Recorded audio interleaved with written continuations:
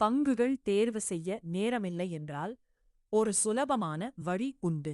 ஒரு நாள் என் நண்பர் சொன்னார், மாயா, நீயும் மார்க்கெட் ரிட்டர்ன்ஸ் வேண்டுமென்றால் இண்டெக்ஸ் ஃபண்ட்ஸ் பார்க்கலாம். நான் கேட்டேன், அது என்ன? அவர் சொன்னார், இண்டெக்ஸ் ஃபண்ட் என்பது ஒரு பாஸ்கெட் ஆக இருக்கும். நிஃபை மாதிரி இண்டெக்ஸை காப்பி பண்ணும் ஃபண்ட். அதே பங்குகள் அதே விகிதத்தில் இருக்கும்.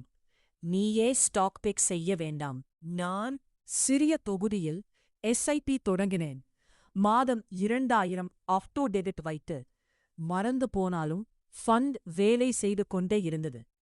ஒரு வருடத்தில் நான் சந்தையின் வளர்ச்சியை பார்த்தேன்.